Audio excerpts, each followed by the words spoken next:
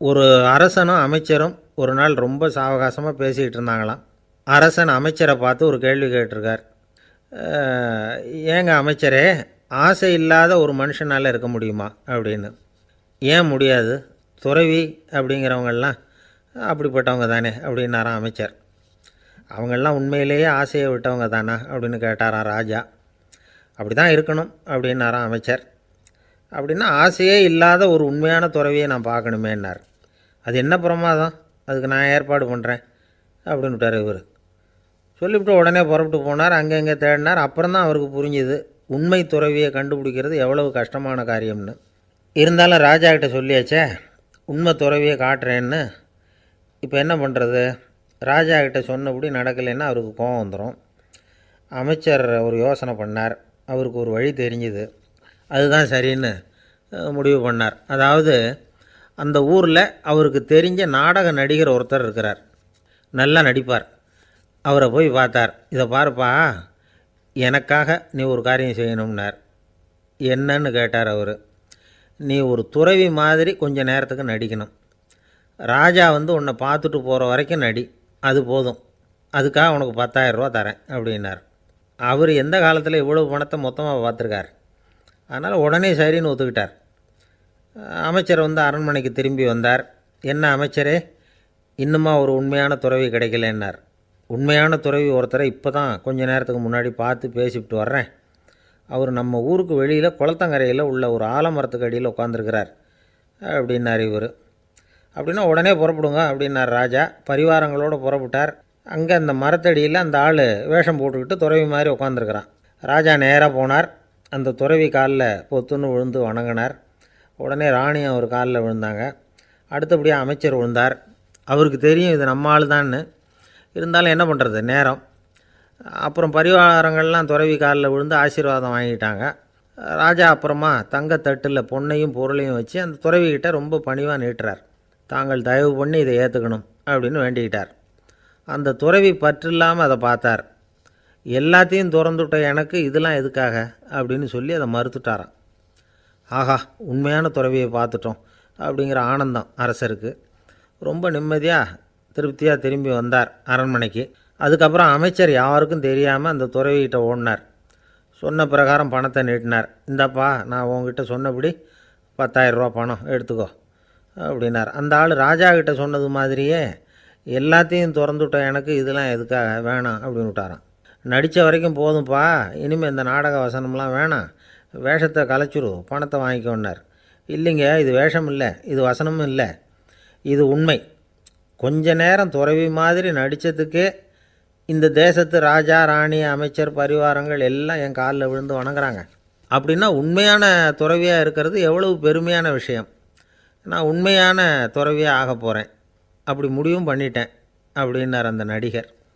வேஷம் கூட எப்படிப்பட்ட விளைவுகளை உண்டு பண்ணுது பார்த்தீங்களா. நம்மால் ஒருத்தன் ரொம்ப வசதியாக தான் இருந்தான். ஒரு நாள் அவன் சொத்து பூரா திருட்டு போயிட்டுது. அதுக்கப்புறம் இவன் துறவி மாதிரி ஆகிட்டான். ஊர் ஊராக சுற்றினான். ஒரு குருநாதரை தேடி கண்டுபிடிச்சான். அவர்கிட்ட சீடனாக சேர்ந்துக்கிட்டான். அவனை பார்த்து ஒருத்தர் கேட்டார், நீ உண்மையான சீடன் தானான்னு. இல்லைங்க, சீடன் மாதிரி நடிச்சுக்கிட்டு இருக்கிறேன் அப்படின்னா. அது குரு துரோகம் இல்லையா அப்படின்னு கேட்டார் அவர். இல்லைங்க, நான் பண்ணது குரு துரோகம் இல்லை, என் குரு பண்ணது தான் துரோகம். என்னுடைய பணத்தை கொள்ளையடித்தது இவர் தான். அதை எங்கே வச்சுருக்காருன்னு கண்டுபிடிக்கிறதுக்காக தான் இவர்கிட்ட சீடனாக சேர்ந்துருக்கிறேன் அப்படின்னா. ஒருத்தர் மனசில் நிம்மதி இல்லாமல் உட்காந்துருந்தார். என்ன சார் விஷயம் அப்படின்னு விசாரித்தேன். அகலக்கால் வச்சுட்டேன், அதுதான் அவதிப்படுறேன்னார். விவரமாக சொல்லுங்கன்னேன். வீடு கட்டணும்னு ஆரம்பித்தேன், வேலை பாதியிலேயே நிற்கிது, கையில் பணம் இல்லை அப்படின்னார். இது மாதிரி ஆசாமிகள் பல பேரை நீங்கள் பார்த்துருக்கலாம். இவங்கெல்லாம் சுலபமாக மன அழுத்தத்துக்கு ஆளாயிடுறாங்க. மன உளைச்சல், அதாவது ஸ்ட்ரெஸ் அப்படின்னு சொல்கிறோமே, அதுக்கு அடிப்படையான சில காரணங்கள் உண்டு. அதாவது மிகையாக திட்டமிடுதல் அப்படிங்கிறதும் ஒரு முக்கியமான காரணம். நடைமுறை சாத்தியம் என்னங்கிறத மனசில் வச்சுக்கிட்டு எந்த திட்டத்தையும் தீட்டணும், அப்போ தான் அது சரியாக வரும். ரெண்டாவது காரணம் என்ன தெரியுமா? ஒரே நேரத்தில் பல்வேறு செயல்களில் ஈடுபடுறது. தொலைபேசியில் பேசிக்கிட்டே கையில் இருக்கிற கடிதத்தை படிச்சுக்கிட்டே எதிரில் உட்காந்துக்கிட்டு இருக்கிறவருக்கும் அப்பப்போ பதில் சொல்லிக்கிட்டு மனசில் பல்வேறு சிந்தனைகளை அப்படியே ஓட விட்டுக்கிட்டு இருக்கிறது. இதுவும் மன அழுத்தத்தை உண்டாக்குது. 3வது காரணம், எதிலேயும் வெற்றி மட்டும் எதிர்பார்க்குற ஒருதலைப்பட்சமான ஆர்வம். நாம் தொட்டதெல்லாம் வெற்றியாகவே முடியணும் அப்படின்னு எதிர்பார்க்குறவங்க ஏதாவது ஒன்றில் தோல்வியை கண்டால் தோண்டு போயிடுறாங்க. எப்படியும் முடியலாம்ங்கிற எண்ணம் ஏற்கனவே நமக்குள்ளே இருந்துட்டுதுன்னா அந்த அவஸ்தை வராது. அதனால் அதுவும் நம்ம வளர்த்து கொள்ள வேண்டிய ஒரு குணம். மன உளைச்சல் ஏற்படுறதுக்கு இன்னொரு காரணம், எதையும் வேகமாக செஞ்சுடணும் அப்படிங்கிற துடிப்பு. அந்த துடிப்பே மனசை அழுத்த ஆரம்பிச்சிடும். எந்த ஒரு காரியத்திலையும் தாமதமோ இடையூறோ ஏற்பட்டால் அதை பொறுத்துக்கிற மனப்போக்கம் வேணும். அது இல்லாதவங்க அழுத்தத்துக்கு ஆளாயிடுறாங்க. சில பேர் வேலைன்னு எந்த நேரம் பார்த்தாலும் வேலையே கதின்னு கிடப்பாங்க. பொழுதுபோக்குக்கோ உடற்பயிற்சிக்கோ குடும்பத்தில் உள்ளவங்க அல்லது நண்பர்கள் கூட கலந்துரையாடவோ கொஞ்சம் கூட நேரம் ஒதுக்க மாட்டாங்க. இந்த சுபாவம் மன அழுத்தத்தை உண்டு பண்ணும். இதையெல்லாம் புரிஞ்சுக்கிட்டு அதிலிருந்து விடுபடுறது எப்படின்னு யோசிக்கணும். வல்லுநர்கள் இது தொடர்பாக சில யோசனைகளை சொல்லி வச்சுருக்கிறாங்க. அது என்னென்னா, வாழ்க்கைங்கிறது பிரச்சனைகளால் பின்னப்பட்ட ஒன்று. அது எப்போவுமே முடிவடையாத ஒரு தொடர்கதை அப்படிங்கிறத முதல்ல நாம் புரிஞ்சுக்கணும். ஒரே நேரத்தில் ஒரு காரியத்தில் மட்டுமே நாம் கவனம் செலுத்தணும். அடுத்தவங்க காரியத்தில் தலையிடக்கூடாது. எதையும் பேச ஆரம்பிக்கிறதுக்கு முன்னாடி நம்மை நாமே கேட்டுக்க வேண்டிய கேள்வி 2. 1, நான் சொல்ல போகிறது ரொம்ப முக்கியமானதா? 2வது, நான் சொல்கிறத அவங்க கேட்குறதுக்கு ஆசைப்படுறாங்களா? நான் பேசுகிறதுக்கு அது சரியான நேரம் தானா? இதை யோசித்து பார்த்ததுக்கப்புறம் எதையும் பேச ஆரம்பிக்கணும். முடிஞ்ச அளவுக்கு வளைந்து போகிற சுபாவத்தை வளர்த்துக்கணும். நம்ம நேரம் விலை மதிப்பு இல்லாதது. அதை வீணாக்கக்கூடாது. சிரிக்க தெரியலனாலும் பரவாயில்ல, முகத்தில் கொஞ்சம் புன்முறுவலாவது காட்டணும். இதெல்லாம் ரொம்ப முக்கியம். அடுத்தவங்க ஏதாவது செஞ்சால் உடனே நன்றி சொல்ல மறக்கக்கூடாது. தினமும் கொஞ்சம் நேரத்தை தனிமையில் செலவு பண்ணணும்.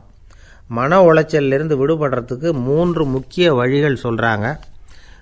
அதை சுருக்கமாக ரெட் அப்படின்னு சொல்கிறாங்க. RED ஆங்கில எழுத்தில். அந்த முதல் எழுத்து R, அது என்னென்னா ரிலாக்ஸேஷன், அதாவது இடை ஓய்வு. 2வது E எக்ஸர்சைஸ், உடற்பயிற்சி. 3வது டயட், திட்டமிட்ட உணவு முறை. அதனால் தியானம், மூச்சு பயிற்சி இதெல்லாம் இந்த இடை ஓய்வுக்கு வழிகள். எந்த வேலையையும் தொடர்ந்து செய்யக்கூடாது. எல்லார்கிட்டையும் கலகலப்பாக பழகணும். மாதத்துக்கு ஒரு நாளாவது குடும்பத்தோடு வெளியில் போயிட்டு வரணும். சுலபமான உடற்பயிற்சிகளை செய்யலாம். உடற்பயிற்சிங்கிறது நமக்காக நாம் செய்கிற ஒரு நீண்டகால முதலீடு அப்படின்னு சொல்லுவாங்க. அதாவது லாங் டேர்ம் இன்வெஸ்ட்மெண்ட்டாக. அளவோடு சாப்பிட்ணும், மெதுவாக சாப்பிட்ணும். இதெல்லாம் கொஞ்சம் மனசில் வச்சுக்கிட்டு நடந்துக்கிட்டால் மகிழ்ச்சியாக வாழலாம். சில பேர் சாப்பாட்டு விஷயத்தில் ரொம்ப அக்கறை எடுத்துக்கிறது உண்டு. ஒரு குண்டு ஆசாமி சாப்பிட உக்காந்தார். முதல்ல ஒரு மாத்திரை சாப்பிட்டார். எதுக்குன்னு கேட்டோம். பசி எடுக்கிறதுக்குன்னார். சாப்பிட்டு முடித்தார். பிறகு மறுபடியும் ஒரு மாத்திரை சாப்பிட்டார். இது எதுக்குன்னு கேட்டோம். சாப்பிட்டது ஜீரணமாகறதுக்கு அப்படின்னார். ஒரு சின்ன பையன் வந்தான். அவனை பார்த்து ஒரு கேள்வி கேட்டோம். ஏன்ப்பா உங்கள் வீட்டில் அம்மா புத்திசாலியா அப்பா புத்திசாலியா அப்படின்னு. அவன் அலட்சியமாக நம்மளை பார்த்து சிரிக்கிறான். என்ன சார் இது, இந்த காலத்தில் இது கூட தெரியாமல் இருக்கிறீங்களே அப்படிங்கிறான். ஒரு சின்ன பையன் நம்மளை பார்த்து இப்படி கேட்டு விட்டானே அப்படின்னு நினைக்கிறப்போ நமக்கு ஒரு மாதிரி ஆகிடும். அதுக்கப்புறம்தான் இந்த தாத்தா பாட்டிலாம் சொல்கிற ஒரு கதை ஞாபகத்துக்கு வந்தது. அது என்ன கதை தெரியுமா? ஒரு ஊரில் ஒரு அம்மாவும் பிள்ளையும் இருந்தாங்களாம். அந்த மகனுக்கு திடீர்னு தேசாந்திரம் போய் வரணும்னு ஆசை வந்துட்டுது. ஊராக போய் சுற்றி பார்க்கணுங்கிற ஆசை. அந்த அம்மாவுக்கு இது பிடிக்கல. மகனை பிரிஞ்சு இருக்கிறதுக்கு அவங்க மனசு இடம் கொடுக்கல. வேணாப்பான்னு சொல்லி பார்த்தாங்க, அவன் கேட்கல. திடீர்னு புறப்படவும் செஞ்சுட்டான். சரி, இனிமேல் அவனை தடுக்க முடியாதுன்னு முடிவு பண்ணிட்டாங்க அந்த அம்மா. இருந்தாலும் புத்திசாலித்தனமாக ஒரு யோசனை பண்ணாங்க. மகனை கிட்டத்தில் கூப்பிட்டாங்க. அவங்ககிட்ட சொன்னாங்க, இதை பாருப்பா, நீ தேசாந்திரம் போகிறதுன்னு தீர்மானம் பண்ணிவிட்ட. அதை நான் தடுக்கலை, போயிட்டு வந்துடும். ஆனால் போகிறதுக்கு முன்னாடி எனக்கு ஒரு வாக்குறுதி கொடுத்துட்டு போ அப்படின்னாங்க. போகிறப்போ ராத்திரியாக இருந்தாலும் பகலாக இருந்தாலும் சரி, புளிய மரத்து நிழலில் தான் தங்கணும். திரும்பி வர்றப்போ இரவும் பகலும் நீ வேப்ப மரத்து நிழல்லே தங்கணும் அப்படின்னாங்க. சரி, அப்படியே செய்கிறேன்னு சொல்லி வாக்குறுதி கொடுத்தான் பையன். புறப்பட்டு போனான். போகிற வழியில் புளிய மரத்து நிழல்லே தங்கினான், தூங்கினான். அப்படி போய்கிட்டே இருந்தான். 7வது நாள் அவன் உடம்பு சுகமில்லாமல் போயிட்டுது. ரொம்பவும் பலவீனமாயிட்டான். இனிமேல் நடக்க முடியாதுங்கிற நிலைமை வந்துட்டுது. யோசித்து பார்த்தான். சரி, இதுக்கு மேலே போக வேண்டாம் அப்படின்னு முடிவு பண்ணிவிட்டு திரும்பி வர ஆரம்பிச்சிட்டான். திரும்பி வர்றப்போ வழியில் வேப்ப மரத்து நிழலையே தங்கி தங்கி வந்தான். நாளுக்கு நாள் உடம்பு சரியாக வந்துட்டுது. 7ஆவது நாள் வீட்டுக்கு சேர்றான். உடம்பு பழையபடியே கலகலப்பாயிட்டுது. பூரண சுகம். தேசாந்திரம் போன பையன் திரும்பி வந்துட்டானே அப்படின்னு அந்த அம்மா ஆச்சரியப்படலை. ஏன்னா அவங்களுக்கு தெரியும் இப்படி ஆகும்னு. பையன் சீக்கிரமாக திரும்பி வரணுங்கிறதுக்காக தான் அவங்க அந்த யோசனையை சொன்னாங்க. என்ன விஷயங்கிறதையும் அவங்களே சொன்னாங்க. மகனே, புளிய மரத்து நிழல் உடம்புக்கு உஷ்ணத்தை கொடுக்கும், சீக்கம் உண்டாக்கும். அதனால் நீ தொடர்ந்து புளிய மரத்து நிழலில் தங்கினாவே நோய்க்கு ஆளாயிட்ட. அதனால் நல்ல பயணத்தை முடிச்சுக்கிட்டு திரும்பி வரணுங்கிற முடிவுக்கு வந்துட்ட. திரும்பி வர்றப்போ நீ தங்கினது வேப்ப மரத்து நிழல். அது உடம்புக்கு குளிர்ச்சியை தரக்கூடியது, நோயை தீர்க்கக்கூடியது. அதனால் சுகமாக வீட்டுக்கு சேர்ந்துட்ட. உன்னோட தேசாந்திர பயணத்தை தடுக்கிறதுக்காக தான் இப்படி பண்ணினேன் அப்படின்னாங்களாம் அந்த அம்மா. பார்த்தீங்களா அம்மாவோட புத்திசாலித்தனத்தை? அப்பாவாக இருந்தால் இப்படியா பண்ணுவார்? ஒரு அப்பா பையன்கிட்ட 10 ரூபா கொடுத்து இதை எடுத்துக்கிட்டு அடுத்த ஊருக்கு போய் அங்கே இருக்கிற மாமா கிட்ட இதை கொடுத்துட்டு வாடா, வழியில் எங்கேயாவது மரத்தடியில் படுத்து தூங்கி விடாதே அப்படின்னு எச்சரிக்கை பண்ணி அனுப்புனாராம். பையனுக்கு எச்சரிக்கையாக வாழறது எப்படிங்கிறத கற்றுக் கொடுக்கறதுக்காக இப்படி பண்ணார். அவன் பணத்தை வாங்கிட்டு போனான். அப்பா சொன்னதை மறந்துட்டு ஒரு மரத்தடியில் படுத்து தூங்கிட்டான். அவனுக்கு தெரியாமல் அவன் பின்னாடியே போன அப்பா அவன் கையில் இருந்த அந்த 10 ரூபாயை நைஸாக எடுத்துகிட்டு வந்துட்டார். அவன் பையில் தானே வச்சுருந்தான், அது தெரியாமல் எடுத்துகிட்டு வந்துட்டார். அவன் தூங்கிக்கிட்டு இருக்கான். எடுத்துகிட்டு ஒரு மறுபடியும் வீட்டுக்கு வந்துட்டார். பையன் முழிச்சுக்கிட்டு பையை தடவி பார்க்குறான், பணத்தை காணும். அழுதுகிட்டே திரும்பி வந்தான். அப்பா கிட்ட விஷயத்த சொன்னான். அப்பா சிரிச்சுக்கிட்டே சொன்னார், அதுக்கு தான்ப்பா ஆரம்பத்திலேயே எச்சரிக்கை பண்ணினேன், இனிமேலாவது நீ ஜாக்கிரதையாக இருக்கணும் அப்படிங்கிறதுக்காக தான் இப்படி பண்ணினேன். அந்த பணம் எங்கேயும் போயிடலை, நான் தான் அதை உனக்கு தெரியாமல் எடுத்து வச்சிருக்கிறேன். இதோ பாரு அப்படின்னு சொல்லிட்டு சைடு பாக்கெட்டில் கையை விட்டா அது ஓட்டையாக இருக்குது. அதை எவனோ ஏற்கனவே கத்திரிச்சு எடுத்துகிட்டு போட்டான். இப்போ அப்பா முகத்தில் அசடு வழிஞ்சுதான். ஒருத்தர் ரொம்ப அவசரமாக வந்தார். சார், மனுஷன் நிம்மதியாக இருக்கிறதுக்கு என்ன வழின்னு கேட்டார். சீக்கிரமாக ஒரு கல்யாணத்தை பண்ணிங்க, எல்லாம் சரியாக போடும் அப்படின்னோம். அவர் ஒரு மாதிரியாக பார்த்தார். ஏற்கனவே எனக்கு கல்யாணம் ஆகிட்டுது சார், அதனால தானே நிம்மதியாக இருக்கிறதுக்கு வழி கேட்குறேன் அப்படின்னார். சரி, இவர் ஒரு மாதிரியான கேஸ் அப்படின்னு நினச்சிக்கிட்டு நம்மக்கிட்ட இருந்த ஒரு சின்ன புத்தகத்தை அவர்கிட்ட தூக்கி கொடுத்தோம். இதை படித்து பாருங்கன்னு. கல்யாணத்துக்கு பிறகும் சந்தோஷமாக இருக்கிறதுக்கு என்ன வழி அப்படிங்கிற கேள்விக்கு அந்த புத்தகத்தில் விளக்கம் இருந்தது. கணவன் மனைவிக்குள்ளே சிக்கல் வராமல் இருக்கிறதுக்கு அதில் சில வழிகளை சொல்லி கொடுத்துருக்குறாங்க. அதெல்லாம் என்னென்ன அப்படிங்கிறத இப்போ பார்க்கலாமா? குடும்பம்னு இருந்தால் கோபம் வரதான் செய்யும். அது வந்துட்டு போட்டும் பரவாயில்ல. ஆனால் அந்த கோபம் ஒரே நேரத்தில் 2 பேருக்கும் வந்துடாமல் பார்த்துக்கணும். ஒரு சமயத்தில் யாராவது ஒருத்தர் தான் கோபப்படணும், அடுத்தவங்க அமைதியாக இருக்கணும். அதுக்கப்புறம் இவர் அமைதியான உடனே அவங்க ஆரம்பிச்சிக்கலாம். கோபமாக ஏதாவது சொன்னால் உடனே கோபமாக பதில் சொல்லக்கூடாது. கொஞ்சம் பொறுத்து கோபம் தீர்ந்த உடனே அந்த பதிலை சொல்லலாம். அப்போ பதில் கோபமாக இருந்தால் கூட அது அவ்வளோ பெருசாக தெரியாது. அற்ப விஷயத்துக்கெல்லாம் காய்ச்சி மூச்சுன்னு கத்திக்கிட்டு இருக்கக்கூடாது. உங்கள் 2 பேருக்குள்ளே ஒரு தர்க்கம் ஆரம்பமாயிட்டுதுன்னு வச்சுக்கோங்க. கடுமையாக 2 பேரும் விவாதம் பண்ணுறீங்க. உங்களில் ஒருத்தர் இதில் ஜெயிக்கணும்னா அது நீங்களாக இருக்க வேணாம், அடுத்தவங்க ஜெயிக்கிறதுக்கு நீங்கள் துணையாக இருங்களேன். அப்படின்னா நீங்கள் கொஞ்சம் விட்டு கொடுக்கணும், அவ்வளோதான். ஏதாவது குத்தம் சொல்லணுமா, செஞ்ச தப்பை சுட்டி காட்டணுமா, விமர்சனம் பண்ணணுமா, பண்ணுங்க, வேணான்னு சொல்லலை. ஆனால் சொன்னதை அப்படி சொல்கிறத கொஞ்சம் அன்பாக இதமாக சொல்லுங்கள். எப்போது நடந்த தவறுகளையெல்லாம் இப்போ போய் மறுபடியும் ஞாபகப்படுத்திகிட்டு இருக்க வேண்டாம். நான் அப்போவே சொன்னேன் இந்த புடவை வேணாம்னு, நீங்கள் தான் கேட்கல, இப்போ பாருங்கள் கிழிஞ்சு போச்சு இப்படின்னு கத்துனாங்க ஒரு அம்மா. எப்போ சொன்னீங்கன்னு கேட்டால் ஒரு 10 வருஷத்துக்கு முன்னாடி தீபாவளி சமயத்தில் அப்படிங்கிறாங்க. அது என்ன இன்னும் அப்படியே புதுசாகவே இருக்கும்? உங்களுக்கு அவர் தான் பெருசு, அவருக்கு நீங்கள் தான் பெருசு. அதை விட இந்த உலகத்தில் வேறு எதுவும் முக்கியம் இல்லைன்னு நினைக்கணும். நீ தான் என்னுடைய உலகம்னு எத்தனை தடவை சொல்லியிருப்பீங்க? அதெல்லாம் வெறும் வசனமாக போயிடக்கூடாது. ஏதாவது ஒரு பிரச்சனையை பற்றி கடுமையாக விவாதம் பண்ணிக்கிட்டு இருக்கீங்க, அதை அப்படியே பாதியில் விட்டுட்டு படுக்கைக்கு போயிடக்கூடாது. சொச்சத்தை நாளைக்கு பேசிக்கலாம்னு. அப்படி போனால் தூக்கம் வராது. பிரச்சனையை ஒரு முடிவு பண்ணிக்கிட்டு அதுக்கப்புறமா தூங்க போகணும். ஒரு நாளில் ஒரு தடவையாவது உங்கள் ஜோடியை பாராட்டி நல்ல விதமாக கனிவாக ஒரு வார்த்தை சொல்லணும் அப்படின்னு தீர்மானம் பண்ணிங்க. ஏதாவது தப்பு பண்ணிவிட்டிங்கன்னா பரவாயில்ல, அதை ஒத்துக்கிறதுக்கும் மன்னிப்பு கேட்குறதுக்கும் தயாராக இருக்கணும். அது ஒன்றும் கேவலம் கிடையாது. வீட்டுக்குள்ளே தானே கேட்க போகிறீங்க, வெளியில் யாருக்கு தெரிய போகுதோ? எப்படியோ உங்களுக்குள்ளே ஒரு சமரசம் ஆனால் சரி தான். ஒரு தகராறுன்னு எடுத்துக்கிட்டால் குறைஞ்சபட்சம் அதுக்கு 2 பேர் தேவை. தனியாகவே உட்காந்துக்கிட்டு நான் இப்போ தகராறு பண்ணிகிட்ருக்கிறேன் அப்படின்னு யாரும் சொல்ல முடியாது. 2 பேர் தகராறு பண்ணுறாங்கன்னா பொதுவாக அந்த 2 பேரில் யார் அதிகமாக பேசுகிறாங்களோ அவங்க பேரில் தான் தப்பு இருக்கும். அதை மனசில் வச்சுக்கணும். இதெல்லாம் தான் அந்த புத்தகத்தில் போட்டிருக்கிற வழிமுறைகள்.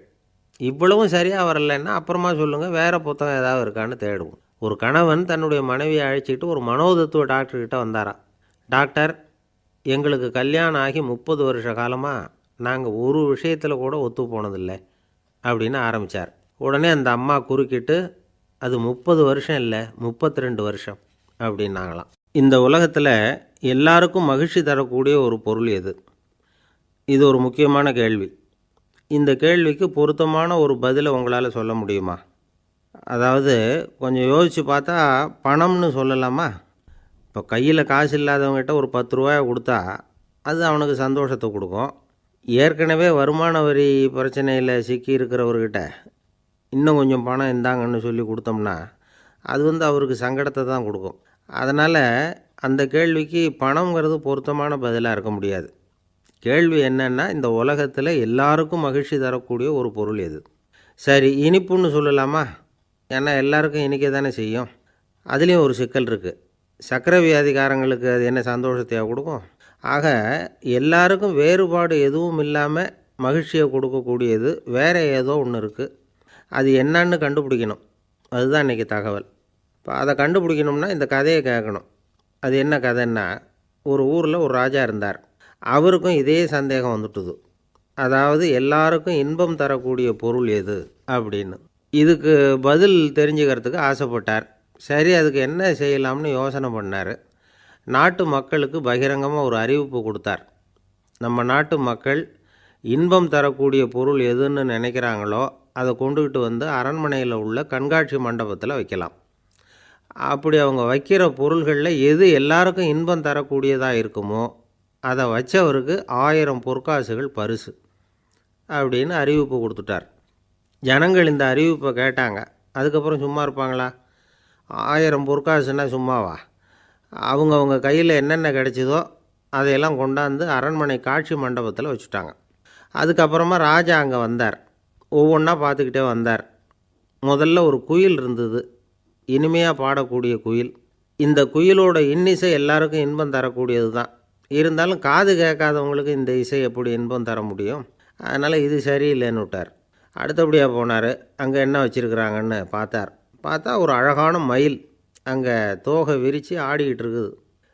இந்த மயிலோட ஆட்டம் மனசுக்கு இன்பம் தரக்கூடியது தான். இருந்தாலும் பார்வை இல்லாதவங்க இந்த ஆட்டத்தை பார்த்து ரசிக்க முடியுமா? முடியாது. அதனால் இதுவும் சரியில்லை அப்படின்னு சொல்லிவிட்டார். அதுக்கு அடுத்தபடியாக போனார். பல வகையான இனிப்பு பண்டங்களை வச்சுருந்தாங்க. பார்த்தார், வயசானவங்களுக்கும் நோயாளிகளுக்கும் இது இன்பம் தராது, துன்பம் தான் கொடுக்கும் அப்படின்னார். இப்படி ஒவ்வொன்றா பார்த்துக்கிட்டே போகிறார். அழகான மலர்கள், கனிகள், ஓவியங்கள் எதுவுமே பொருத்தமாக தெரியல. சகல பேருக்கும் இன்பம் தரக்கூடிய வகையில் எதுவும் இல்லை. கடைசியாக வந்தார். அங்கே ஒரு களிமண் பொம்மை இருந்தது. அது என்ன பொம்மை தெரியுமா? பசியால் வாடி இருக்கிற ஒருத்தருக்கு ஒரு அம்மா இனிமையாக பேசிக்கிட்டு சோறு போடுறது மாதிரி அந்த பொம்மையை செஞ்சுருந்தாங்க. அதுக்கு கீழே அன்பு அப்படின்னு எழுதியிருந்துதான். ராஜா பளிச்சுன்னு ஒரு முடிவுக்கு வந்தார். அந்த பொம்மையை செஞ்ச சிற்பியை வரவழைச்சார், பரிசு கொடுத்தார். அன்பு ஒன்று தான் எல்லாருக்கும் இன்பம் அளிக்கக்கூடிய பொருள். காது கேட்காதவங்களும் அதை கேட்க முடியும், பார்வை இல்லாதவங்களும் அதை பார்க்க முடியும், குழந்தைகளும் அதை உணர முடியும் அப்படின்னு அதுக்கு விளக்கம் கொடுத்தார் அந்த மன்னர். இந்த உலகத்தில் எல்லாருக்கும் மகிழ்ச்சி தரக்கூடிய ஒரு பொருள் அன்பு தான். அதை புரிஞ்சுக்கிட்டு தான் சில கணவன்மார்கள் மனைவி பேரில் ரொம்ப அன்பை காட்டிக்கிறது வழக்கம். ஒரு வீட்டு வாசப்படி பக்கமாக மழைக்கு ஒதுங்கினார் ஒருத்தர். மழை தூரிக்கிட்டு இருந்தது, இருட்டு நேரம். அந்த வீட்டில் இருந்தவர், இன்றைக்கி ராத்திரி வேணும்னா இங்கேயே தங்கிட்டு காலையில் போங்க அப்படின்னார். உடனே இவர் சொன்னார், ரொம்ப நன்றிங்க, ஒரு 10 நிமிஷத்தில் இதை வந்துவிடுறேன் அப்படின்னு சொல்லிவிட்டு எங்கேயோ ஓடினார். 10 நிமிஷம் கழித்து திரும்பி வந்தார். ஆமாம், எங்கே போயிட்டு வந்தீங்கன்னு கேட்டார் வீட்டில் இருந்தவர். நேராக எங்கள் வீட்டுக்கு போய் மனைவிக்கிட்ட இன்றைக்கி ராத்திரி இங்கேயே தங்கிக்கிறேன்னு சொல்லிவிட்டு வந்துட்டேன் அப்படின்னார் அவர். அன்பில் இது ஒரு ரகம். என்ன சார், உங்கள் பையன் என்ன செஞ்சுக்கிட்டு இருக்கிறான் இப்போது அப்படின்னு கேட்டார் ஒருத்தர். அடிக்கடி கண்ணாடி முன்னாடி நின்று அழகு பார்த்துக்கிட்டு இருக்கிறான் சார் அப்படின்னார் அப்பா. இளம் பருவம் இப்படி தான் இருக்கும், அதையெல்லாம் சாதாரணமாக நினச்சிடாதீங்க அப்படின்னாரு அவர். என்ன சார் சொல்கிறீங்க, கண்ணாடி முன்னாடி நின்றுக்கிட்டு நேரத்தை வீணாக்கிக்கிட்டு இருக்கான், அதை ஒரு பெரிய விஷயமாக நான் நினைக்கணுமா அப்படின்னாரு இவர். இளம் பருவத்தில் இளைஞர்களுக்கும் சின்ன பொண்ணுங்களுக்கும் அடிக்கடி கண்ணாடியில் பார்க்கணும்னு தோணும். அது வெறுமனே அழகு பார்க்குறது மட்டும் இல்லை, அவங்க தங்களையே தேடி கண்டுபிடிக்கிற ஒரு முயற்சி அது. இது ஒரு மனோதத்துவ விளைவு. இது வரைக்கும் சின்ன பிள்ளையாக இருந்துட்டோம், இனிமேல் நாமளும் மற்றவங்க மாதிரி மனிதர்கள் தான் அப்படிங்கிற உணர்வு அவங்களுக்கு வருது. தங்களோட முகம் எப்படி இருக்குது, அழகு எப்படி இருக்குது, உடம்பு நேரம் எப்படி இருக்குது, முடி எப்படி இருக்குது அப்படிங்கிறதையெல்லாம் கண்டுபிடிக்கிறாங்க. அதுக்கப்புறம் இன்னொரு ஆணோ பொண்ணோ தன்னை கவனிக்கணும் அப்படின்னு நினைக்கிறாங்க. இதெல்லாம் மனோதத்துவ உண்மைகள், இதெல்லாம் இயற்கை. இதை பார்த்துட்டு பெற்றவங்க பிள்ளைங்க கெட்டு போட்டாங்க அப்படின்னு நினைக்கக்கூடாது, அவங்கள திட்டிக்கிட்டே இருக்கக்கூடாது. இன்றைக்கி பல குடும்பங்களில் இதுதான் நடந்துக்கிட்டு இருக்குது. மனுஷ வாழ்க்கையிலேயே இப்படியும் இல்லாத அப்படியும் இல்லாத ஒரு பருவம் இளம் பருவம். 13லேருந்து 19 வயசுக்கு உட்பட்ட ஆண்கள் பெண்கள் இந்த வகையை சேர்ந்தவங்க, டீனேஜ் குரூப். இவங்களை சின்னவங்கன்னு நினச்சிட முடியாது, பெரியவங்கன்னு நினச்சிட முடியாது. இவங்க ரொம்ப சென்சிட்டிவ். சமூகம் நினச்சா இவங்களை நல்லவங்களாகவும் ஆக்கலாம், கெட்டவங்களாகவும் ஆக்கலாம். கொஞ்சம் அக்கறை எடுத்துக்கிட்டால் பெரிய பெரிய மேதைகளையும் விஞ்ஞானிகளையும் உருவாக்கலாம். ஆனால் நடக்கிறது என்ன தெரியுமா, அநேகமாக இவங்களை யாருமே சரியாக புரிஞ்சுக்கிறது இல்லை, இவங்களை சரியாக நடத்துறதும் இல்லை. இது வரைக்கும் நாம் சொல்கிறத கேட்டுக்கிட்டு இருந்தான், இப்போல்லாம் அவன் இஷ்டத்துக்கு நடக்க ஆரம்பிச்சிட்டான் அப்படின்னு வருத்தப்படுற பெற்றோர்கள் அதிகம். இது வருத்தப்படுற விஷயம் இல்லை, சந்தோஷப்பட வேண்டிய விஷயம். உங்கள் புள்ள சொந்தமாக யோசிக்க ஆரம்பிக்கிறதும் நடந்துக்க ஆரம்பிக்கிறதும் ஒரு தப்பான விஷயமா? அவன் கடைசி வரைக்கும் உங்கள் பேச்சையே கேட்டுக்கிட்டு இருக்கணுங்கிறது என்ன நியாயம்? இன்றைக்கி இளைஞர்களை பெரியவங்க தப்பாக புரிஞ்சுக்கிட்டு தவறாக நடத்துறதுனால தான் அவங்களுக்கு வெறுப்பு, எரிச்சல், மனக்கசப்பு எல்லாம் உண்டாகுது. பெற்றவங்க சரியாக மதிக்கிறது இல்லை அப்படிங்கிற ஒரே காரணத்தினாலேயே வீணாக போகிற பிள்ளைங்க இன்றைக்கி அதிகம். சரி, பெற்றவங்களுக்கு இன்றைக்கி என்ன தான் புத்தி சொல்ல வர்றீங்க அப்படின்னு கேட்குறீங்களா? நாம் எதையும் சொல்ல வரல, ஆனால் அது சம்பந்தமான சில நிபுணர்கள் சொல்லியிருக்கிறத உங்கள் காதில் போட்டு வைக்கலாம். அது என்னென்னா, பிள்ளைங்கக்கிட்ட அன்பு செலுத்துங்க. குழந்தையாக இருந்தப்போ எவ்வளவு பாசமாக இருந்தீங்க, வளர வளர அதை ஏன் குறைச்சிக்கிறீங்க? பெற்றவங்களின் அன்பான வார்த்தைகளுக்கு ஏங்குறவங்க தான் இன்றைய இளைஞர்கள். அவங்க எதை சொன்னாலும் அதை அக்கறையாக காது கொடுத்து கேளுங்க, அலட்சியப்படுத்தாதீங்க. அவங்க விரும்புகிறது உங்கள்கிட்டேருந்து ஒரு மதிப்பு, மரியாதை, அங்கீகாரம், இவ்வளவுதான். அவங்க அவங்களாவே முடிவுகள் எடுக்கட்டும், அதுக்கு நீங்கள் உதவியாக இருங்க, அது போதும். மற்றவங்க முன்னாடி, முக்கியமாக அவங்க நண்பர்கள் முன்னாடி அவங்கள பற்றி மட்டமாக பேசாதீங்க. அவங்கக்கிட்ட பொய் சொல்லக்கூடாது. நீங்கள் சொன்னது பொய்ன்னு தெரிஞ்சு போச்சுன்னா உங்கள் பேரில் அவங்களுக்கு இருக்கிற மதிப்பு போயிடும், நம்பிக்கை போயிடும். அவங்களுக்கு முன்னாடி நீங்கள் சண்டை போடக்கூடாது. உங்கள் பிள்ளைய எப்பவும் இன்னொரு பிள்ளையோட ஒப்பிட்டு பேசுகிற வேலையே வேணாம். கூட பிறந்த மற்றவங்களோட கூட ஒப்பிடக்கூடாது. இப்படி செஞ்சால் அவன் உங்ககிட்டையும் பிரியமாக இருக்க மாட்டான், அவங்ககிட்டையும் பிரியமாக இருக்க மாட்டான். புள்ள எங்கே போகிறான், என்ன பண்ணுறான் அப்படின்னுலாம் துப்பறிஞ்சிக்கிட்டு இருக்கக்கூடாது. இளைஞர்கள் தனிமையை விரும்புகிறவங்க. அவங்கள பெட்டியில் வச்சு மூடி பாதுகாக்கணும்னு நினைக்கக்கூடாது. அவங்கள எப்படி பாதுகாக்கிறது அப்படிங்கிறது அவங்களுக்கே தெரியும். உங்கள் புள்ள எப்படி நடந்துக்கணும்னு நீங்கள் எதிர்பார்க்குறீங்களோ அது மாதிரி நீங்கள் நடந்து காட்டுங்க, அது போதும். ஒரு வீட்டில் அப்பாவும் அம்மாவும் பேசிக்கிட்டு இருக்கிறாங்க. என்னங்க, நம்ம பொண்ணு பெரியவளாயிட்டா, அடிக்கடி கண்ணாடி முன்னாடி போய் நின்றுக்கிட்டு இருக்கிறா, சீக்கிரமாக ஒரு பையனை பார்த்து கல்யாணத்தை முடிக்காமல் இப்படி மசன்னு கல் மாதிரி உட்காந்துருக்குறீங்களே அப்படின்னு சத்தம் போட்டாங்க அந்த அம்மா. அவசரப்படாத, பார்க்குறதுக்கு கண்ணுக்கு அழகாக லட்சணமாக புத்திசாலியாக ஒரு பையன் கிடைக்க வேணாமா, அதுதான் பார்த்துக்கிட்டு இருக்கிறேன் அப்படின்னார் அப்பா. இதுக்கு அந்த அம்மா சொல்கிறாங்க, எங்கள் அப்பா இப்படியெல்லாம் நினச்சிக்கிட்டு இருந்திருந்தா எனக்கு கல்யாணமே ஆயிருக்காது தெரியுமா அப்படின்னாங்களாம். ஒரு ஆஃபீஸில் வேலை பார்க்குற ஒருத்தர் ஏதோ தப்பு பண்ணிவிட்டார். உடனே மேல் அதிகாரி அவரை கூப்பிட்டு அனுப்புனார். நீ செஞ்சது தப்புன்னார் கோபமாக. இது ஒரு ரகம். சில அதிகாரிகள் இப்படி நீங்கள் செஞ்சது தப்புன்னு சொல்கிறதில்ல, நீங்கள் செஞ்சது சரி அப்படின்னு சொல்கிறதில்ல. எப்படி சொல்லுவாங்கன்னா, நீங்கள் செஞ்சது சரியில்லைன்னு நான் நினைக்கிறேன் அப்படின்னு சொல்லுவாங்களாம்.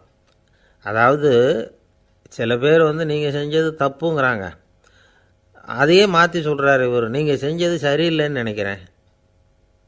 இது ரெண்டும் அர்த்தம் ஒன்று தான், இருந்தாலும் வார்த்தைகள் வித்தியாசம்.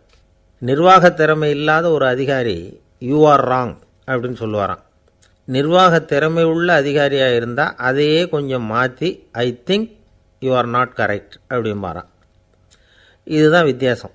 இருந்தாலும் வார்த்தைகளை உபயோகப்படுத்துகிற விதத்தை வச்சு தான் வேலை நல்லா நடக்கிறதும் நடக்காததும் இருக்குது. விவரம் தெரிஞ்சவங்க என்ன சொல்கிறாங்க தெரியுமா? Be a leader not a boss அப்படிங்கிறாங்க.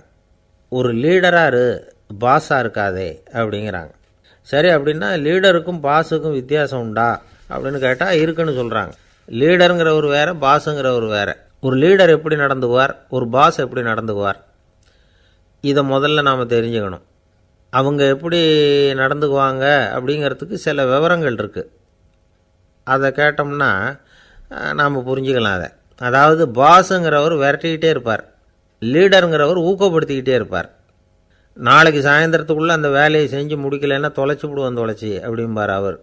இவர் எப்படி சொல்லுவார்னா, இது வரைக்கும் நீங்கள் செஞ்சுருக்கிற வேலை ரொம்ப அற்புதம் அப்படிம்பார்.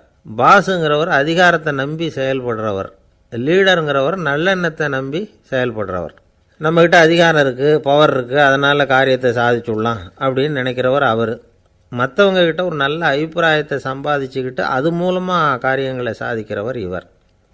பாஸுங்கிறவர் பயத்தை உண்டு பண்ணுவார், லீடருங்கிறவர் அன்பை பரவ செய்வார். அதை செய்யலைன்னா ஆடிட்டில் தகராறாயிடும், இது செய்யலைன்னா இன்க்ரிமெண்ட்டு கட் ஆகிடும், இப்படி ஏதாவது சொல்லி பயமுறுத்திக்கிட்டே இருப்பார் அவர். இவர் அப்படி இல்லை. உடம்பு இப்படி இருக்குது, வீட்டில் எல்லோரும் சௌக்கியமாக இருக்கிறாங்களா, ஆஃபீஸில் எல்லாம் வசதியாக இருக்குதா, நான் ஏதாவது உதவி செய்யணுமா அப்படின்னு அன்புக்கு முக்கியத்துவம் கொடுப்பார். பாஸுங்கிறவர் எதுக்கெடுத்தாலும் நான் சொல்லிகிட்டு இருப்பார், லீடருங்கிறவர் நாமன்னு சொல்லிகிட்டு இருப்பார். பாஸுங்கிறவர் தப்புக்கு காரணம் யாருன்னு பார்ப்பார், லீடருங்கிறவர் தப்பு என்னன்னு பார்ப்பார். இதுதான் ரெண்டு பேருக்கு வித்தியாசம். The boss shows who is wrong, the leader shows what is wrong அப்படின்னு சொல்லுவாங்க. இந்த காரியம் எப்படி செய்யப்பட்டிருக்கு அப்படின்னு தெரிஞ்சுக்கிறவர் பாஸ். இந்த காரியத்தை எப்படி செய்யணும்னு செஞ்சு காட்டுறவர் லீடர். பாஸுங்கிறவர் பணியாளர்களை திட்டுவார், லீடர் மரியாதைக்குரியவராக நடத்துவார், அதுக்குரியவராக அவர் நடந்துக்குவார். செய்கிற வேலையை ஒரு சுமையாக நினைக்க வைக்கிறவர் பாஸ், செய்கிற வேலையை ஒரு சந்தோஷமாக ஆக்கிறவர் லீடர். ஒரு முதலாளியாக இருக்கிறவர் அல்லது ஒரு நிர்வாகியாக இருக்கிறவர் இது மாதிரியான நுணுக்கங்களையெல்லாம் தெரிஞ்சு வச்சுக்கிறது நல்லது.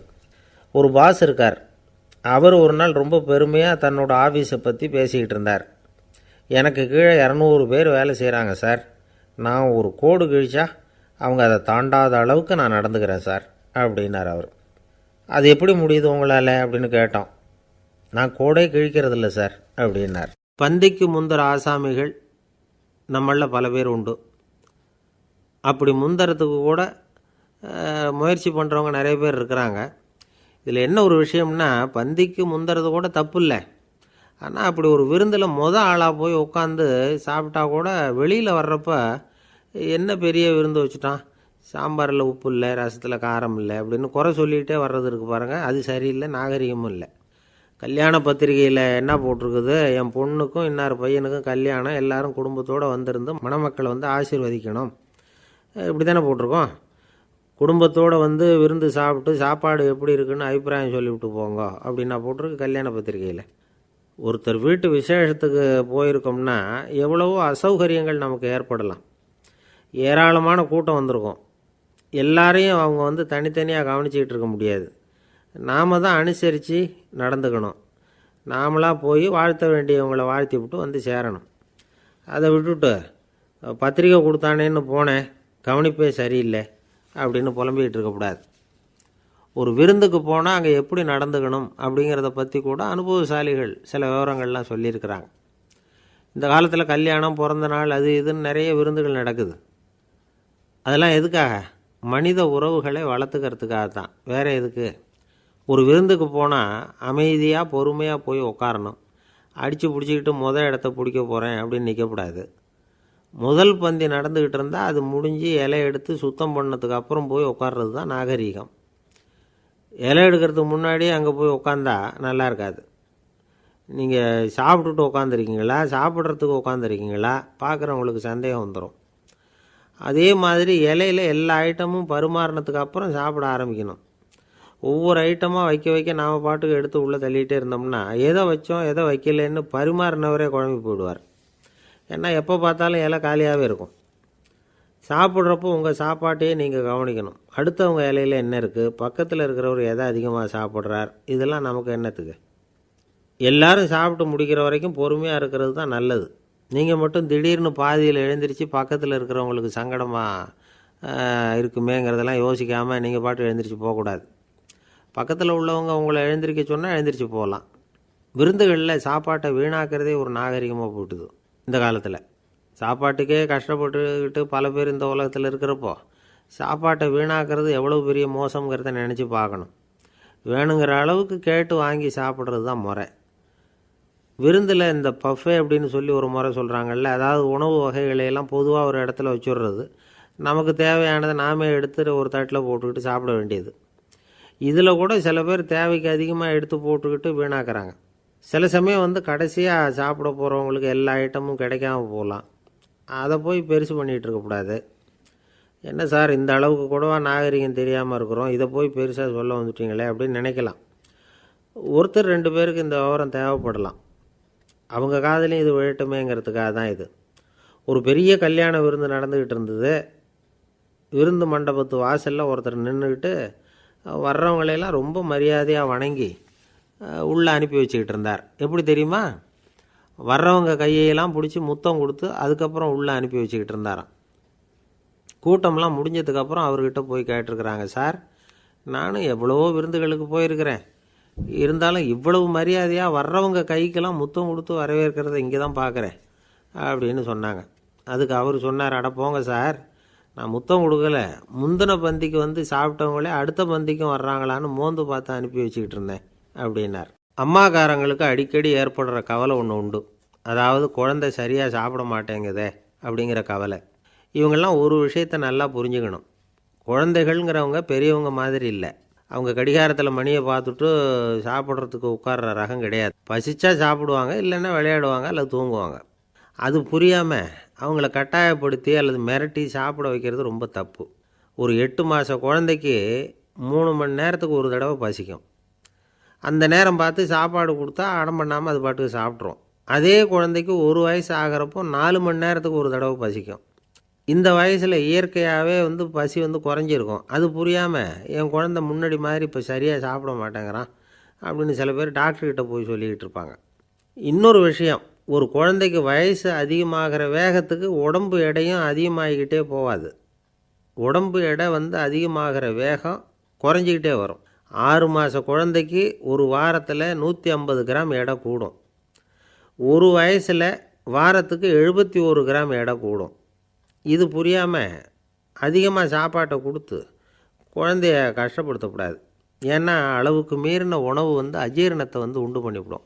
குழந்தைக்கு ஒரு தட்டில் கொஞ்சமாக ஆகாரத்தை வச்சு கொண்டுகிட்டு போய் கொடுக்கணும். மலை மாதிரி குவிச்சு வச்சா அதை பார்த்ததுமே பசி அடங்கி போயிடும்.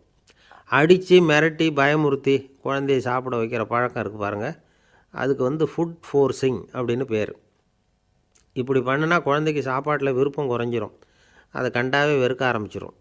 அது மாதிரி உளம் சார்ந்த பசி குறைவு, சைக்கோஜெனிக் அனோரெக்சியா, அது ஏற்படுமா. சாப்பாடுங்கிறதே ஒரு தண்டனை மாதிரி தோணும். குழந்தைகளுக்கு பிடிச்ச மாதிரியான ஆகாரத்தை கொடுக்கணும். சத்து அதிகம் இருக்குங்கிறதுக்காக அதுக்கு பிடிக்காத ஆகாரத்தை கொடுத்து கட்டாயப்படுத்தக்கூடாது. குழந்தைகளுக்கு 2 வயசு ஆகிறப்போ இயற்கையாகவே எதிர்மறை குணம் உண்டாகும். அதாவது அந்த எதிர்மறையாக பேசுகிறது. இது மாதிரி சமயங்களில் நாம் என்ன சொல்கிறோமோ அதுக்கு நேர்மாறாக நடந்துக்கும். ஏட்டிக்கு போட்டி. சாப்பிட சொன்னால் விளையாட போவோம், விளையாட சொன்னால் சாப்பாடு கேட்கும். இதை புரிஞ்சுக்கிட்டு நடந்துக்கணும். குழந்தை சொன்ன பேச்சை கேட்கலேன்னு கோவப்படக்கூடாது. குழந்தை வளர வளர பிடிவாத குணம் வர்றது சகஜம். கேட்டதை வாங்கி கொடுத்தா தான் சாப்பிடுவேன் அப்படின்னு பிடிவாதம் பண்ணும். வாங்கி கொடுத்துடுறது தான் உத்தமம். நீங்களும் அதுக்கிட்ட பிடிவாதம் பண்ணிகிட்டு இருக்கக்கூடாது. ஏன்னா கேட்டது கிடைக்கலையேங்கிற ஏமாற்றம் கூட குழந்தையோட பசியை குறைச்சிரும்.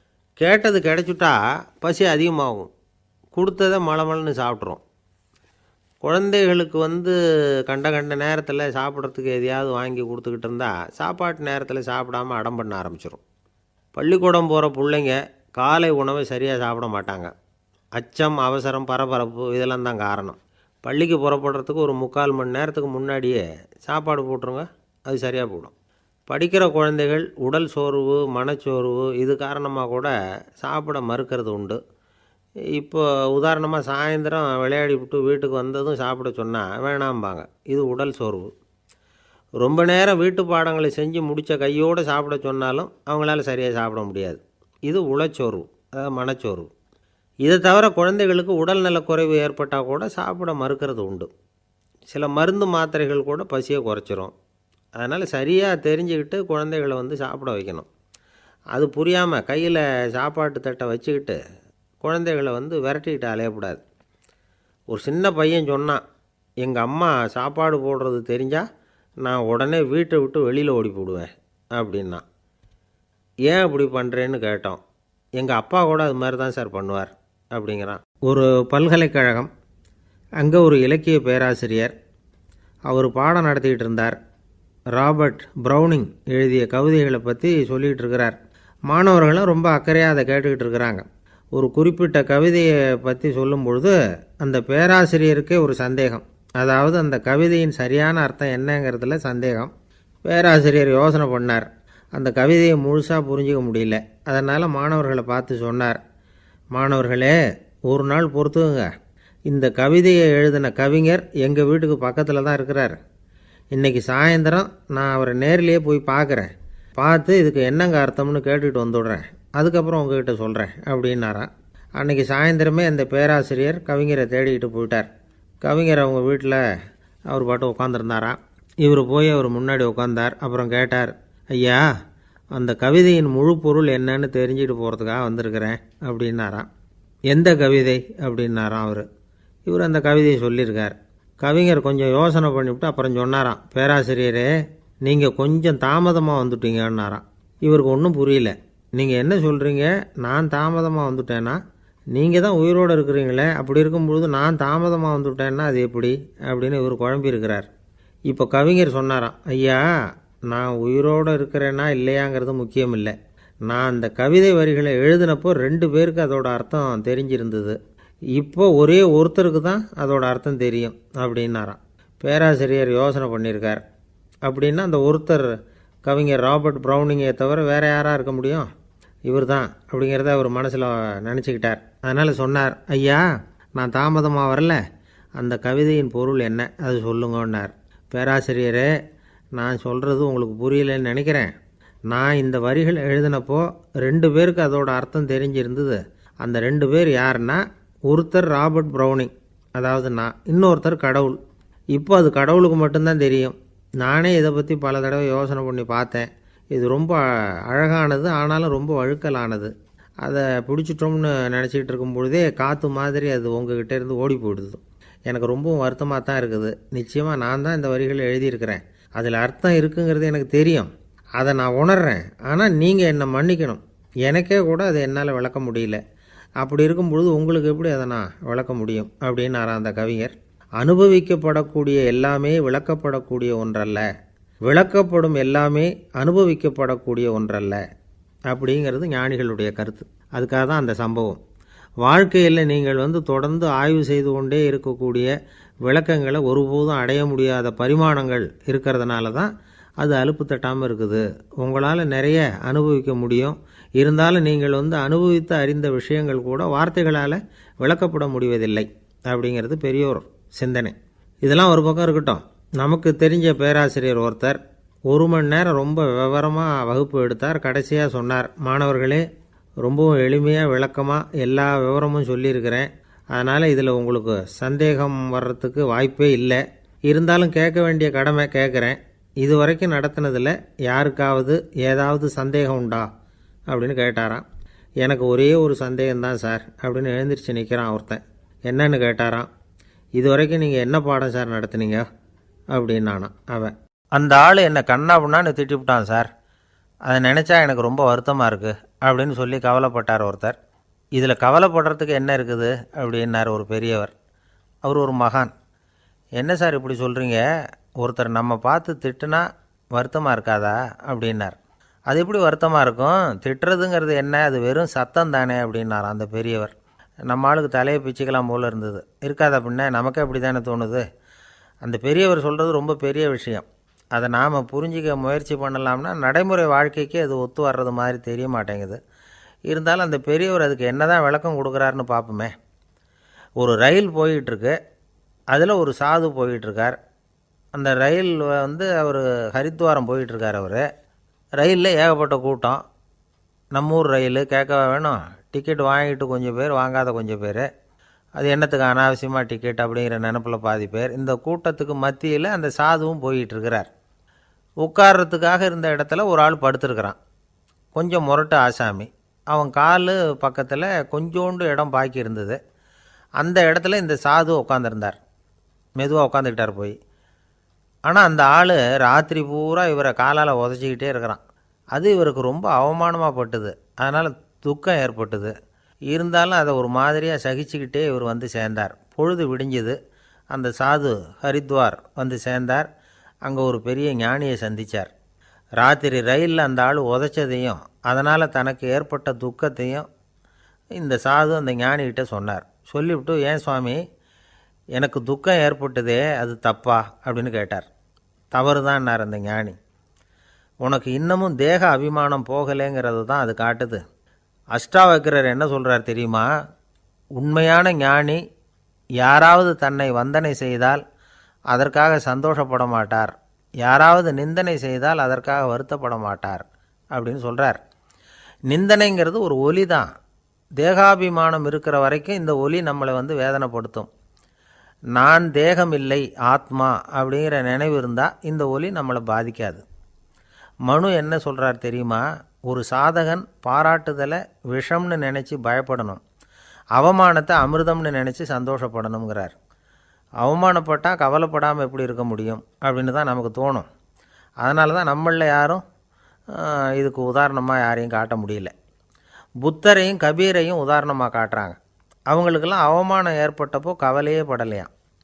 புத்தரை வந்து அவமானப்படுத்தணுங்கிறதுக்காக கௌசாம்பி ராணி ஒரு இளம் பெண்ணை கொலை பண்ணி சடலத்தை புத்தர் குடிசைக்கு முன்னாடி போட சொன்னார். போட்டாங்க. புத்தர் தான் அந்த பொண்ணை கெடுத்து கொலை பண்ணிவிட்டார்னு எல்லாரும் நினச்சாங்க. ஆனால் புத்தர் இதை பற்றி கவலையே படலை. அப்புறமா உண்மை தெரிஞ்சதும் புத்தர் புகழ் இன்னும் அதிகமாகிட்டுது. ஒரு பெரிய சபையில் ஒரு மோசமான பொண்ணு நுழைஞ்சி தனக்கும் கபீருக்கும் சம்பந்தம் உண்டுன்னு சொன்னார். கபீர் கவலைப்படலை. அவங்க மாதிரியெல்லாம் நாமளும் இருக்க கற்றுக்கணும்.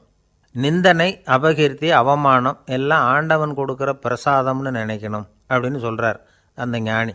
இதை கேட்ட இந்த காலத்து ஆசாமி ஒருத்தர், நான் கூட அப்படி தான் சார், யாராவது அவமானப்படுத்தினா கவலைப்பட மாட்டேன். நேற்று கூட ஒருத்தர் என்ன பலார்னு அரைஞ்சுட்டார், நான் கொஞ்சம் கூட கவலைப்படலை, பேசாமல் வந்துட்டேன்னார். ஏன் அப்படி வந்துட்டீங்க அப்படின்னு. அவர் அரைஞ்சதுலேயும் ஒரு அர்த்தம் இருந்தது, அதனால தான் அப்படி வந்துட்டேன்னார். ஏன் அரைஞ்சார்னு கேட்டேன். 10 வருஷத்துக்கு முன்னாடி 15 ரூபா அவர்கிட்ட கடன் வாங்கினேன், அதை கேட்டு கேட்டு பார்த்துட்டு கடைசியாக தான் அரைஞ்சார் அப்படின்னார். ஆண்டவனுடைய பிரசாதம் இவருக்கு அடிக்கடி கிடைக்கும் போல இருக்குது. ஒரு ஆள் இருந்தான், நிறைய பணம் சம்பாதிச்சான், ஆனால் செலவு பண்ண மனசு வரல, கருமி. அவன் என்ன பண்ணான், சேர்த்த பணம் பூராவையும் ஒரு மரத்தடியில் புதைச்சி வச்சுருந்தான். வாரத்துக்கு ஒரு தடவை அந்த மரத்தடிக்கு வருவான், புதைச்ச இடத்த ஆவலோடு பார்த்துக்கிட்டு இருப்பான், அதுக்கப்புறம் போயிடுவான். அவ்வளவுதான். ஒரு நாள் ஒரு திருடன் வந்தான். இவன் புதைச்சி வச்சுருந்ததெல்லாம் எடுத்துகிட்டு போட்டான். இது தெரிஞ்சு போச்சு. அந்த கருமி புலம்ப ஆரம்பிச்சிட்டான். இவன் புலம்பலை கேட்டதும் அக்கம் பக்கத்தில் இருந்தவங்கெல்லாம் ஓடி வந்தாங்க. என்ன விஷயம்னு விசாரித்தாங்க. இவன் சொன்னான். ஒரு பெரியவர் கேட்டார், ஏப்பா வாரம் வந்து இந்த இடத்த பார்க்குறதாக சொன்னியே, எப்போவாவது இதில் இருக்கிற பணத்தை எடுத்து செலவு பண்ணியிருக்கியா அப்படின்னு கேட்டார். நான் அப்பப்போ வந்து அதை பார்க்குறது தான் வழக்கம், அதை தொட்டதே இல்லைன்னு அவன். சரி அப்படின்னா இப்போவும் நீ அதே மாதிரி வாரம் ஒரு தடவை வந்து இந்த இடத்த பார்த்துட்டு போகலாமே அப்படின்னாராம் அந்த பெரியவர். அதுவும் சரிதானே, எவ்வளவு காலமானாலும் அவன் அந்த பணத்தை எடுத்து செலவு பண்ண போகிறதில்ல. அப்படி இருக்கிறப்ப உள்ளே பணம் இருந்தாலும் ஒன்று தான், இல்லாமல் போனாலும் ஒன்று தான். இதிலேருந்து என்ன புரியுதுன்னா, ஒருத்தர்கிட்ட இருக்கிற பணத்தை கொண்டு அவர் பணக்காரரா ஏழையா அப்படின்னு முடிவு செய்கிறது சரியில்லை. அந்த செல்வத்தை அனுபவிக்கிற திறன், பயன்படுத்துகிற திறன், அதை வச்சு தான் அவர் ஏழையா பணக்காரரா அப்படிங்கிறத நிர்ணயம் பண்ணணும். அதுதான் சரி. செலவு பண்ண தெரியாதவன் சேகரம் பண்ணிகிட்டே இருக்கிறதுனால என்ன பிரயோஜனம்? தலைமுடியே இல்லாதவன் தாராளமாக சீப்புகளை வாங்கி சேகரம் பண்ணுறது மாதிரி தானே இது. சில சமயம் செலவு பண்ண நாம் தயாராக இருந்தால் கூட அந்த செல்வம் நமக்கு பயன்படுறதில்ல. அரேபியாவில் ஒரு நகை வியாபாரி விலை உயர்ந்த முத்துக்களை எல்லாம் அவர் வச்சு வியாபாரம் பண்ணிகிட்டு இருந்தார். அவர் ஒரு சமயம் ஒரு பாலைவனம் வழியாக போயிட்டு இருக்கிறார் ஒட்டகத்தில்.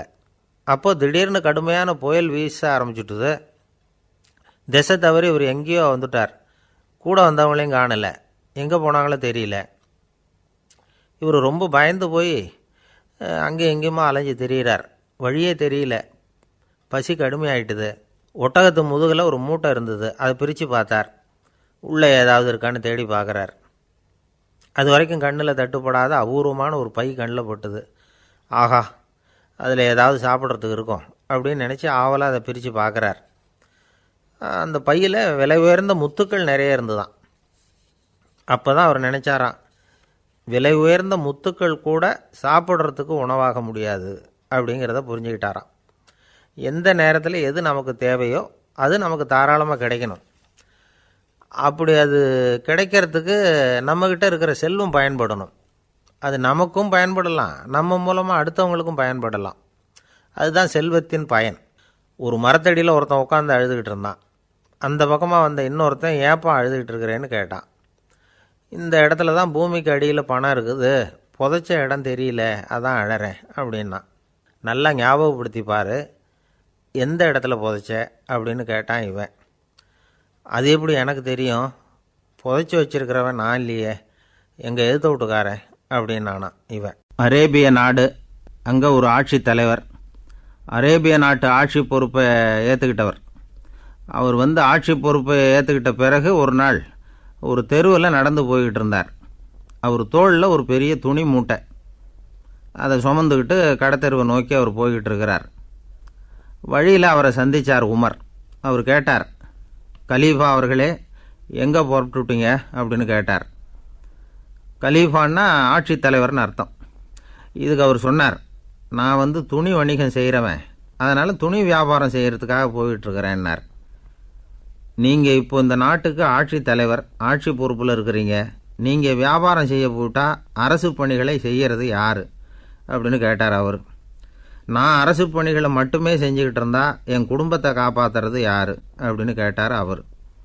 இப்படி கேட்டவர் யார் தெரியுமா? அவர் தான் அபூபக்கர், இறை தூதர் முகமது அவர்களுக்கு பிறகு கலீஃபாவாக தேர்ந்தெடுக்கப்பட்டவர். அப்போலாம் ஆட்சி தலைவர்களுக்கு சம்பளம்னு எதுவும் கிடையாது. இந்த பிரச்சனையை எப்படி தீர்க்கிறதுன்னு யோசனை பண்ணார் உமர். அபு உபைதா அவர்கள்கிட்ட அழைச்சிட்டு போனார். அவர் யாருன்னா, அவர் தான் பொது நிதி கருவூலத்தின் பொறுப்பாளர். அவர்கிட்ட பிரச்சனையை சொன்னார். இது மாதிரி ஆட்சி தலைவருக்கு பொது நிதியிலிருந்து ஊதியம் அளிக்க முடியுமான்னு கேட்டார். பொது நிதி விதிகளின்படி அதுக்கு சாத்தியம் இல்லைன்னு சொல்லிவிட்டார் அவர். சரி, வேற ஏதாவது வழி இருக்குதான்னு கேட்டார் உமர்.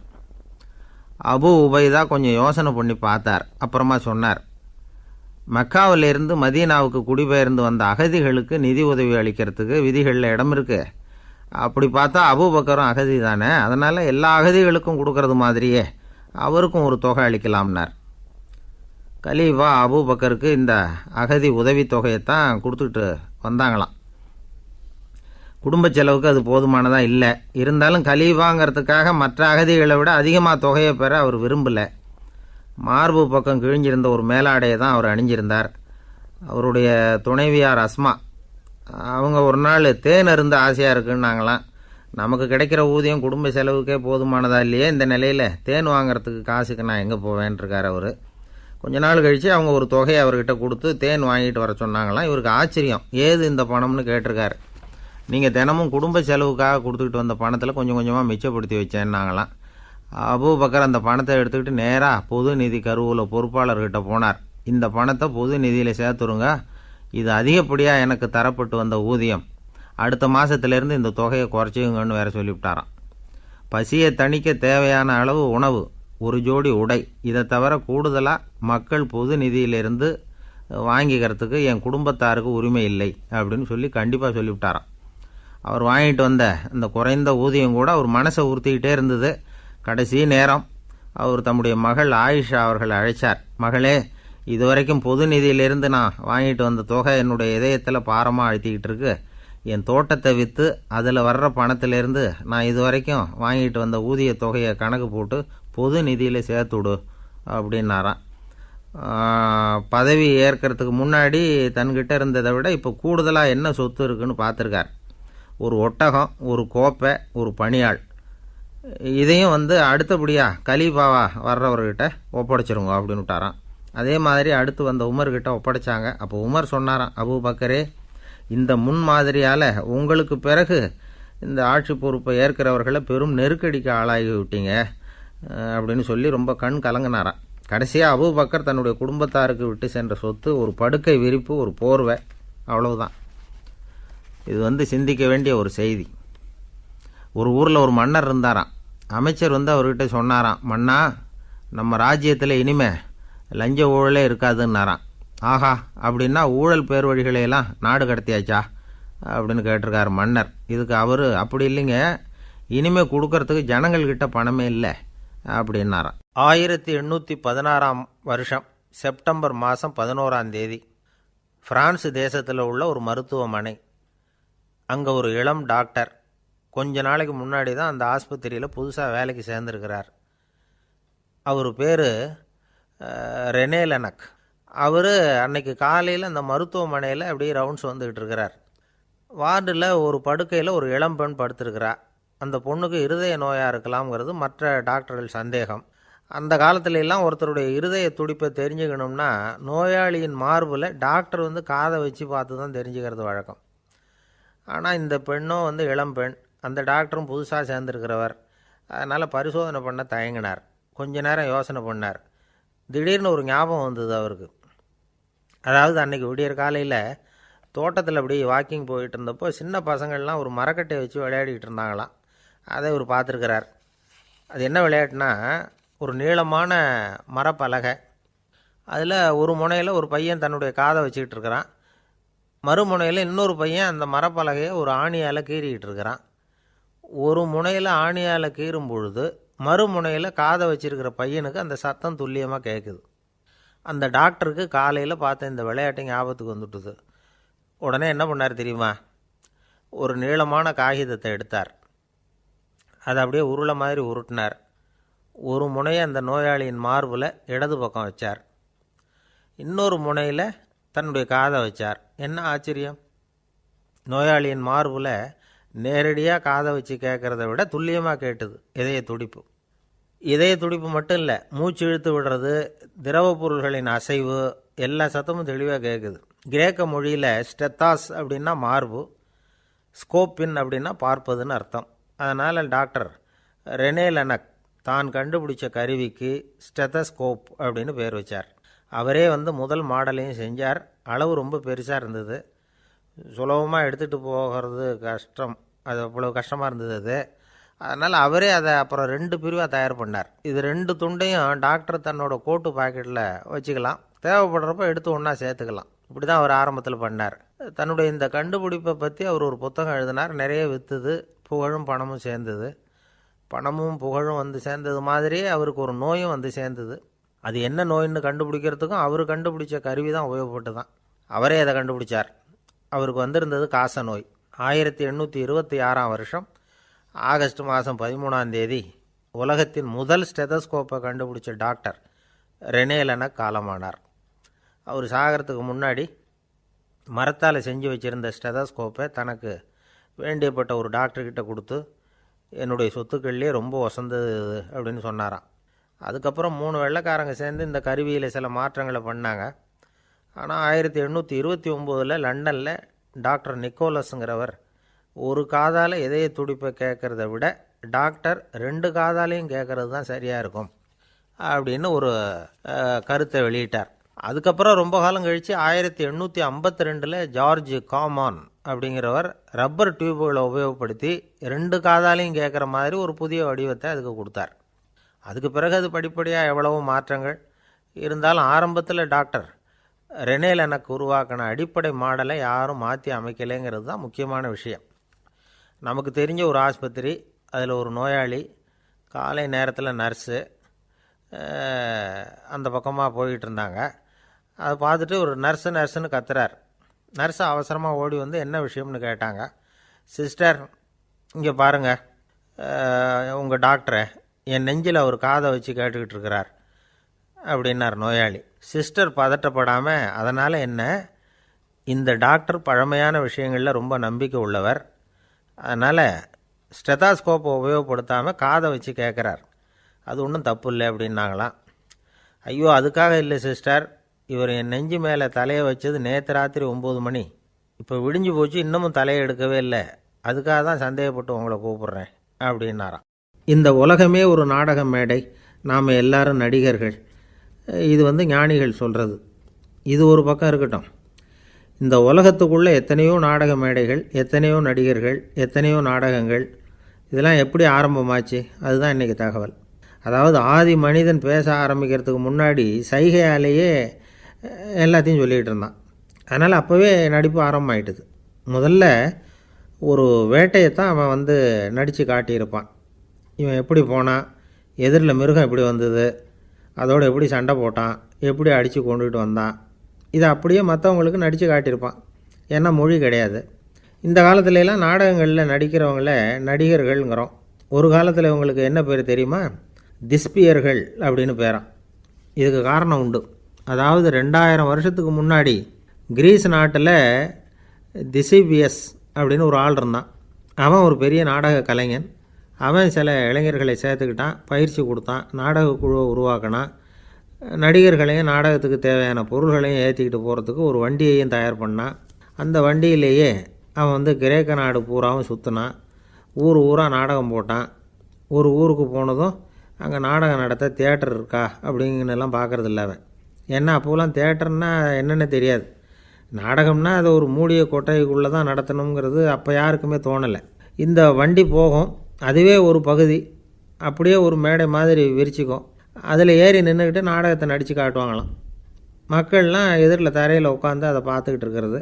உலகத்தின் முதல் நடமாடும் தியேட்டர் இது தானா.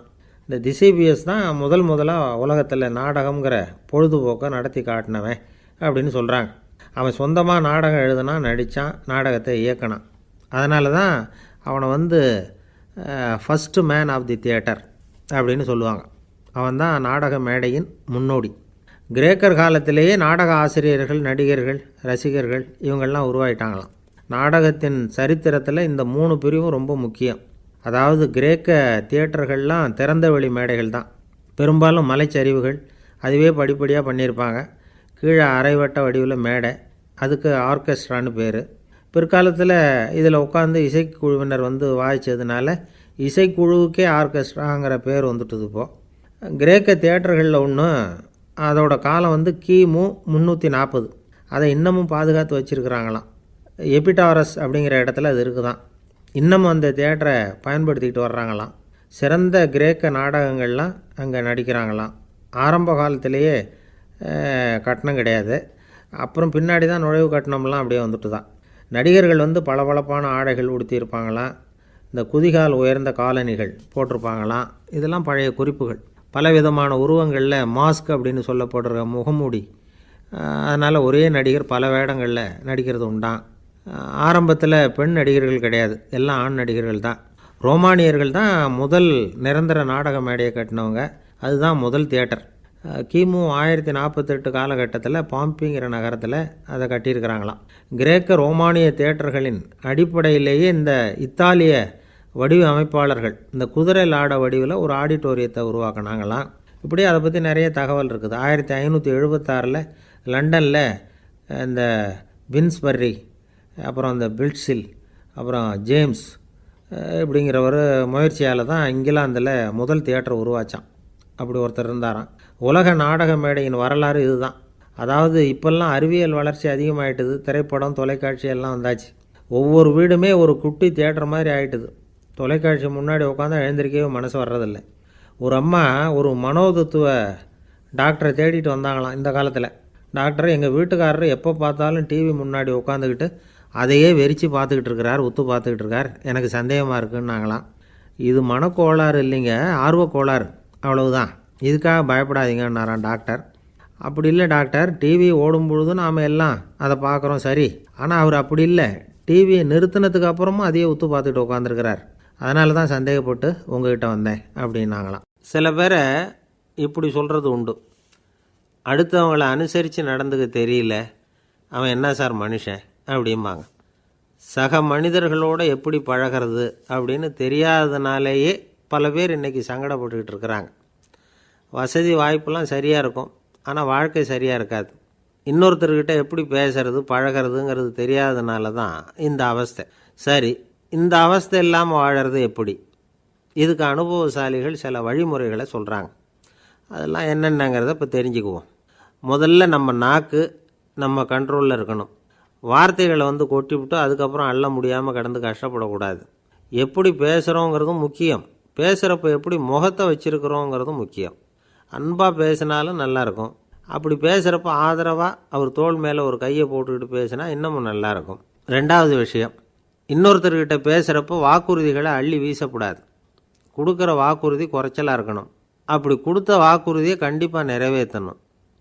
நாம் ஒருத்தரை பாராட்டுறோம் அல்லது அவரை பற்றி அபிப்பிராயம் சொல்கிறோம்னா அது ஆக்கப்பூர்வமாக இருக்கணும். நம்ம பாராட்டு அல்லது விமர்சனம் அடுத்தவருடைய முன்னேற்றத்துக்கு உதவுறது மாதிரி இருக்கணும். நாம் சொல்கிறத கேட்டுட்டு அவன் தலையில் கையை வச்சுட்டு உட்காந்துடக்கூடாது. எப்பவும் உற்சாகமாக இருக்கணும், முகம் அலர்ச்சியாக இருக்கணும். மனுஷன் இருந்தால் வருத்தம், கவலை, ஏமாற்றம் எல்லாம் இருக்க தான் செய்யும். அதெல்லாம் மனசில் இருக்கட்டும்.